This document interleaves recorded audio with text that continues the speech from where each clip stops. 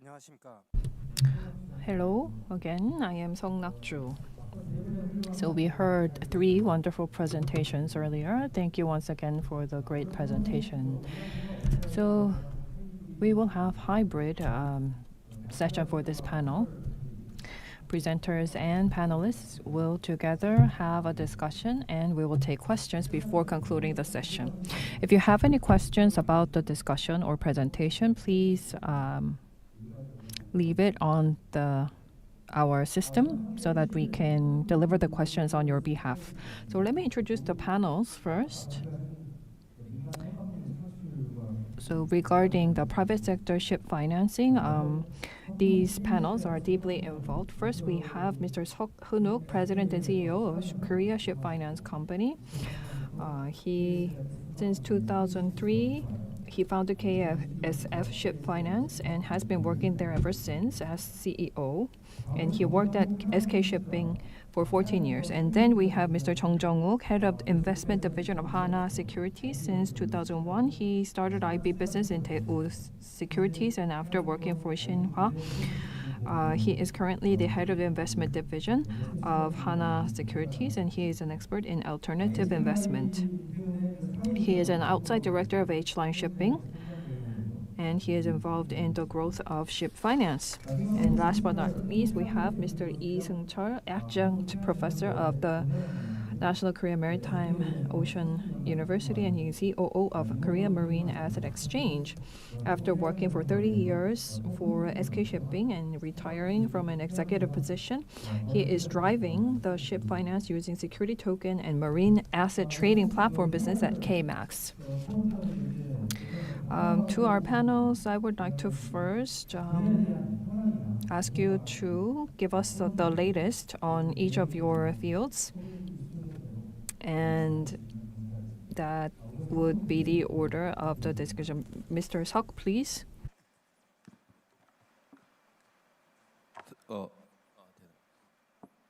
방금 소개받은 Just as introduced, my name is Heunuk with KSF. Regarding ship investment and how we can revitalize ship finance, well, I did prepare some material. With the enactment of the ship investment in 2002 and revision of the tax law in 2012, well, these were majorly focused on attracting the private capital. And the ship investment companies are one of the vehicles to attract investment, and that can mean more private investment in ship financing. The KG model and mutual fund were mixed to create this model, and the commonality is the tax benefit we can enjoy. The ship investment framework was enacted, and that led to the fund. And that led to the creation of 498 vessels, and that is more than 17 trillion won in terms of vessel price. But the market conditions are decreasing and tax benefits have been reduced. And that led to the limited activities of the ship investment companies. So these are the challenges that we're faced with. And at KOBC, they have the SNL program, and this is being utilized actively. In order to revitalize ship investment and utilizing the tools, and how can we revitalize private investment in ship finance? Well, when I meet with various people regarding ship financing, I get these questions like, how can we revitalize ship finance in Korea? And every time I get these questions from the person who is on the demand side of the market, I believe that this is a great market going forward. With the government-funded institutes, we are seeing very active support and Chinese lease companies and large shipping companies, and the very existence of big lenders, global lenders, contribute to a better environment for ship financing. And during the boom of the shipping industry, and thanks to the strong capital that was born during that time, play as a favorable condition. But regarding the demand for eco ships, currently the funding is done majorly around the public players. And is it sufficient going forward to meet the future demands? In order to meet the funding gap, we need to revitalize the private investment sector as well. Currently, the private ship financing sector is quite reduced because lenders have many financial vehicles, and when it comes to shipping products, well, the shipping products are not always attractive to their business. First, the interest rate cannot be as competitive as that of the public players. And regarding the PF conditions and economic recessions around the globe, the shipping financial instruments or products are not as competitive or attractive as we'd like to see. In order to attract more private capital, we have to think about how we can coexist. Well, in the real market, can we really coexist? Well, some might say we can be skeptical about the possibility. But the private players, well, some might say that private players cannot coexist with public players in ship finance because they are in competition and the decision-making process differs from that of public players. So that's why we believe that it's hard for them to coexist in the finance market. So we have to think about the urgency issue, and sometimes it is right for the public players to lead the market. But sometimes we believe that we can create a setting where the two players can coexist, not in competition against each other. In this respect, we believe that there has to be some change of a role for public institutes. Regarding the roles of the public and private players, the roles have to be complementary. For instance, the export-import banks support and junior security guarantee. And when we create a financial syndication, we can specify the role of each player so that we can guarantee independent roles of different parties. And regarding financial players,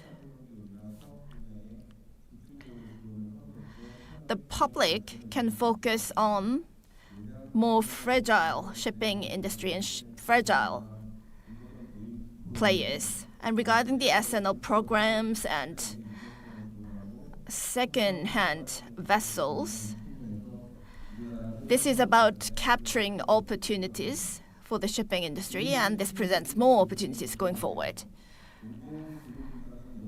And also, we have to think about the right timing. The public can provide a groundwork, and when the shipping industry is not doing very well, then, well, even though we can get some ship financing, we have to think about how the debts cannot be paid back and the MPB issues can take place. On the other hand, when there is a recession, the price can be lower, so it's a great condition to have a long-term competitive vessel at a lower price. So these public players can provide a foundation for bold investment. On the other hand, the role of the private players is also important. I believe that we need to shift the paradigm for ship financing. The biggest characteristic of Korea's ship finance is it's heavily dependent on credit ratings, and we use this foreign SPC, so this is called the structured financing, but actually this is one form of corporate financing. And we prefer to have a stable structure with BBC HBC, and also we have to consider whether it's a long-term contract or not. So these are the practices that are apply to domestic and current players. And regarding the profitability and stability for private players, and if you think about the guidelines that are presented to the private players, I don't think it's an easy task, and we are more dependent on specific shipping companies. And also we see a reduced number of companies that are involved in shipping finance. From the perspective of the demand for ship finance, as of today, we have 165 that is registered with the Shipping Association. The number was more than 200 when the shipping industry saw its boom. And the 20% of them take up 80% of the profits of the shipping industry. So out of these 200 companies, and like I said, it's 20%, so it's about 40 companies that are responsible for the large portion of the profits in the shipping market.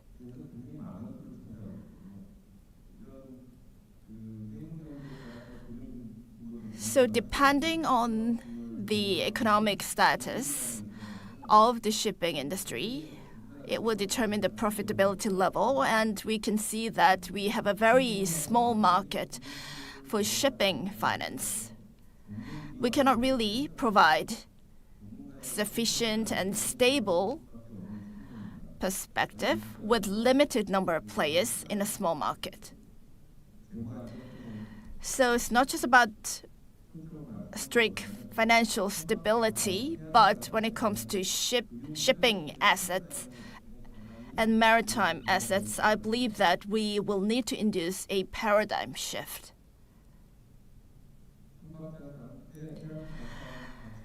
Ship assets and maritime assets, by transitioning to these, we can move away from these limited number of players, and we can turn to a global environment with more number of players.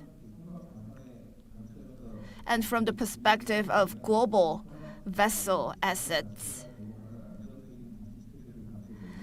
we can guarantee security of these assets and structural stability. Decarbonization and digital shipping are the big buzzwords in the shipping industry. And these are the things that we need to consider. Ship investment companies should be aware of these trends, and they can make wise choices considering these factors in their investment. Profitability and stability should be what they should be pursuing, and I believe that this will present us a future direction for both of us can enjoy stable growth. Thank you. Next, alternative finance, IPO, and securities is the area of specialty for Mr. Chung Jung-wook, Head of Investment Division of Hana Securities. You have the floor. Hello, I am in charge of project financing at Hana Securities. Mr. Suk mentioned how we can revitalize ship finance through a very specific number of measures. And to be time efficient, I would like to just add some comments about how Korean finance and ship finance market, what kind of situation we have, and in order to revitalize this area of the market, what do we need? I would like to keep my comments brief.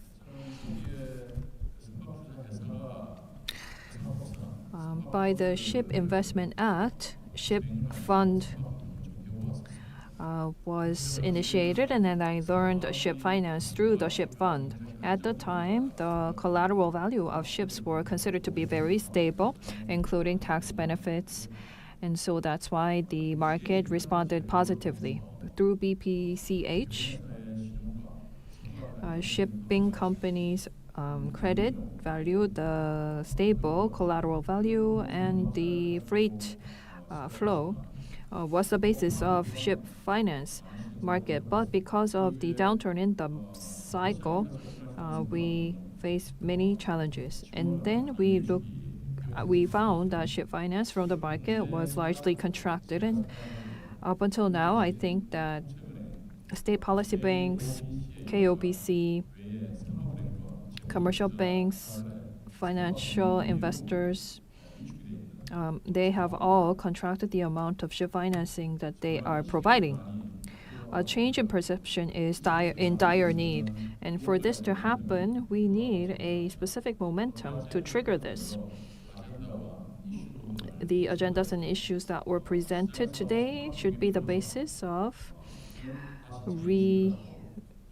conceiving the need for ship financing in the market, and through institutional support, we need to think of what the private sector can do. Personally, I believe that realistically, well, this is just an idea that I have, but if we were to approach ship funds, then I think private equity is preferable than IPO. Not only KOBC, but prime investors should receive tax benefit if possible by the government, and then if tax lease scheme is also possible, then I think that these prime lenders can come online.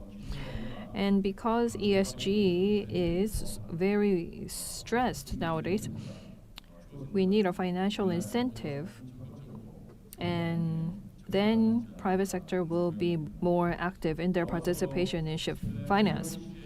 And recently, the role of KOBC has been growing lately. Other than providing support to existing shipping companies, KOBC provides guarantee and is active in attracting potential investors into the market by providing incentives and support. For small and medium shipping companies, I believe that the demand is high. The bio-heavy oil purchasing is another source of such demand to purchase relevant funding and ships, and H-line shipping that I am working for, they are in dire need for financing to buy attractive ships. The KDB, KOBC, and state policy banks should take proactive part in this market. And if possible, I think that state policy banks should take the lead so that private sector investors can join the market through BBC type of remaining value risk of ships by providing relevant guarantee. And if that can be done, I think private sector investors will be more willing to come into the market. Thank you. Thank you for the comment. 소소한 개념일 수는 있지만 이제 Distributed ledger. This might be a little new concept using the distributed ledger. Please welcome Professor Lee Seung-chul. Just as introduced, my name is Lee Seung-chul. Distributed ledger, the blockchain and the token security, how this can be utilized for ship finance. And I'm going to talk about the current status and the challenges and the tasks. But regarding the digital assets in Korea, we've been very cautious in approaching the discussion.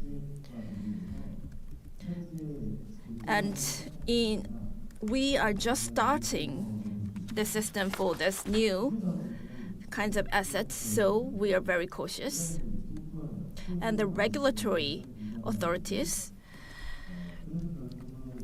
completely banned these coin-type assets, and these were impossible to be introduced to the local market.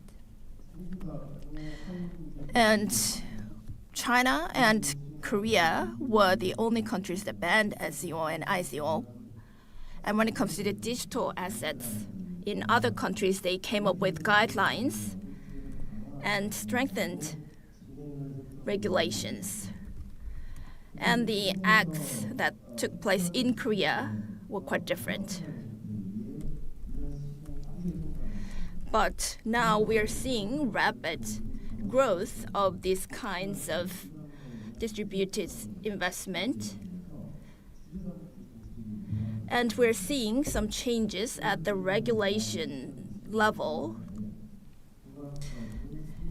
And in April 2022, we saw the new guideline coming up, and also the token security. In July, including fractional investment, we saw the proposal of a law regarding the fractional investment. Starting from 2019, what the regulatory authorities did was, for fractional investment that is innovative, well, we applied the exception of the law using the regulatory sandbox. The fractional investment products,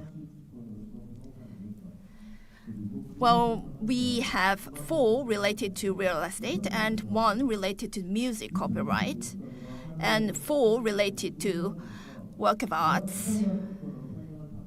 And they were seen and recognized as the investment securities, and we are working on the products to be presented to the market. So when it comes to the copyrights and work of arts, we have limited fractional investment products. And for innovative financial products, well, still, we are quite stagnant. And when it comes to the Capital Markets Act and other related acts, they are still pending at the National Assembly. So we are seeing some concerns, and the progress is not sufficient enough. But when it comes to the private investment for ship finance, we already talked about how the market is frozen.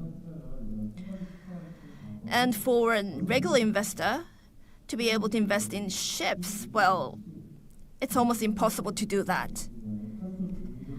But we are aiming net zero by 2030 and 2050, and we have to switch to eco-friendly vessels. If we fail to correspond to that, well, that will be a big failure for our business.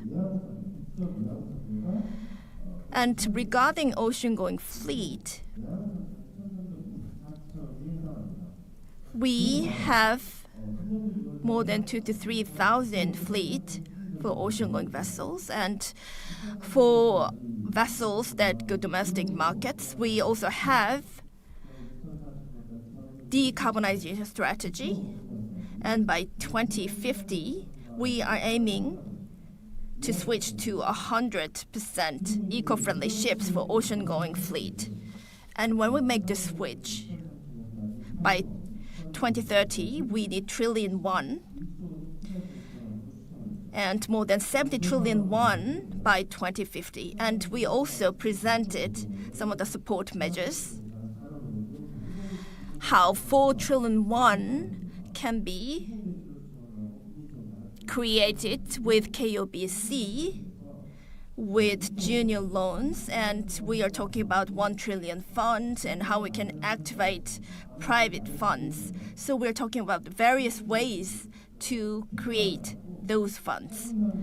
And we have a joint study between KMA and the Korean Ocean University. By 2050, in order to make a full switch to eco-friendly ship 100%, the budget we need is 142 trillion won, which there is a huge gap between what the government projected. Anyway, in order to deal with the climate action issues, and in order to attract more private capital, we will need to have some breakthrough measures. So, regarding the token securities revision proposal, well, the token securities were the ones that were presented in the form of securities and how distributed ledgers can be applied. And Capital Markets Act, under the Capital Markets Act, well, considering all the unfair trade practices and the principles that apply to market practices, the distributed ledger would be allowed, and the electronic securities will be allowed under this approach. And also, digital securities market can be created. So what's important is, well, with token securities, recognized as securities, it has limitless potential. According to the Economic Research Institute, assuming that legislation is complete by 2023, the market can grow up to the market worth of 467 trillion. And for spot assets, the market can grow to accommodate individual investors, and this can lead to greater trust in trading. When it comes to financing, it can be similar to IPO or ICO, but well, it does have its own strength. And among the strengths, compared to IPO, we can save time and cost. And also, we have smart brokerage, and we can make sure that money laundering is prohibited. Public disclosure is done automatically. And we can make the assets fractional, and we can easily create liquidity. With small amount of money, investors can make investments with diversified investment portfolios. Well, the transaction process, when it comes to transparency, stability, well, transparency and stability can be guaranteed and monitored 24/7. And like the IPO, the legal protection is also provided. So the token securities and the strengths of token securities can be applied to the shipping industry, and that can be utilized for ship finance. Professor Yun at Ocean University and myself did a simulation. And the simulation results support long-term, stable profitability. And also we have this big issue of eco-friendly vessel, and we have to factor in the transition cost. We cannot solely depend on policy financing. So we have to focus on junior financing and also attract private capital. And for those small to medium vessels, which were overlooked by the public financing, this can be the area where we can be more active. And when it comes to ship finance, through innovative financing, we can start our practice right away. So unless we violate the rule of investor protection, utilizing this regulatory sandbox, we can consider the changing factors in the market. And with this STO, we believe that we can revitalize ship finance utilizing the STO. And looking at 6 innovative financing, well, the investment ceiling is quite low. And also, they have some limitations when it comes to the public offering and the ceiling for that. So the innovative financial services can be utilized to produce more benefits. If we spend too much time thinking about investor protection when the market is not fully active, then it will take too much time for the STO market to develop, and we might lose the market. So in a nutshell, it can be one way of revitalizing the private market. So one way can be the utilization of the STO and using the regulatory sandbox. By having the regulatory sandbox, we can provide strong policy support. And with this, we can deal with various issues, including greenhouse gases of vessels, and deal with many relevant issues at the right time. And that will also help us to increase our industrial competitiveness. Thank you. Thank you very much. 한 질문들이 Well, we did prepare lots of questions, and we have many experts of their each field. So I did have some questions for the presenters, but, well, it's my regret that we don't have enough time for this. Well, actually, in your presentations, you actually addressed my questions. For example, how this can be applied to Korean case. And Martin, you mentioned sustainable finance and how to apply that to Korean shipping companies. It was one of the key questions I wanted to ask, but in the interest of time, I am forced to summarize and conclude this session. We have heard some insightful comments. The topic of this session is, again, challenge for the future maritime finance. As you know, finance inherently involves risk. Financial risk and tolerable risk should be accommodated. And this is only possible through expertise and a coordination of different interests. And secondly, although we are in different fields, ship finance as a whole involves large sums of money. It is capital intensive. No one can do this alone single-handedly. There are subordinate and senior loans.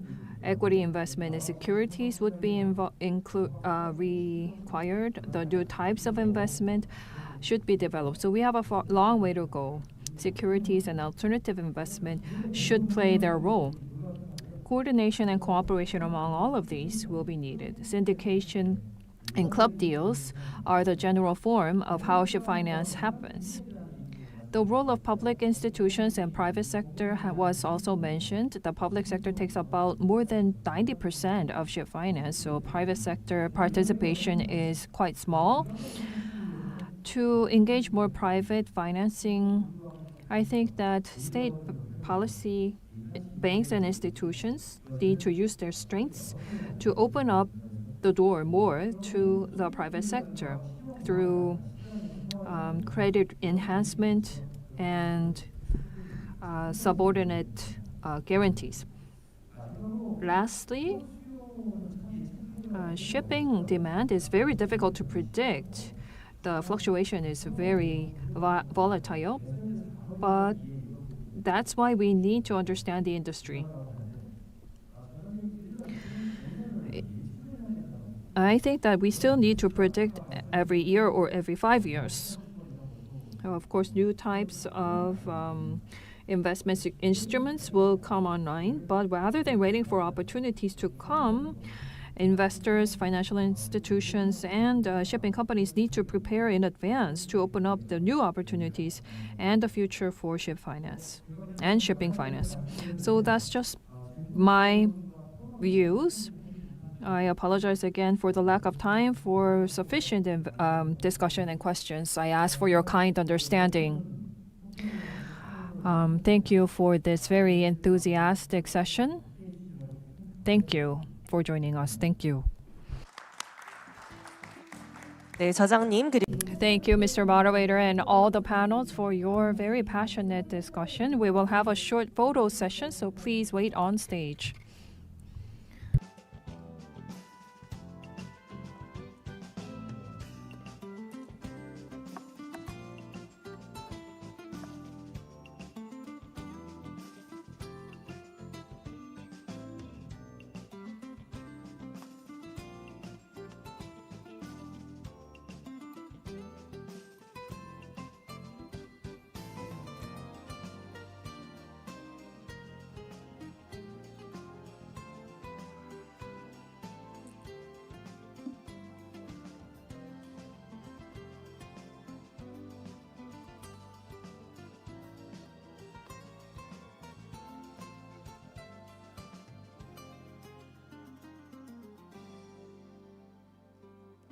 네, 감사합니다. 이제 Thank you very much. Please, you may return to your seats. So that is the end of the morning session on marine finance. We were able to learn more about the advanced financial systems, and I hope that based on what we learned today, we can alleviate the long bust of the marine finance and open up a bright future. After lunch at 1:30, we will have the marine humanities session on the topic of Kadak past life record and preservation here in this room. I ask for your participation. Thank you.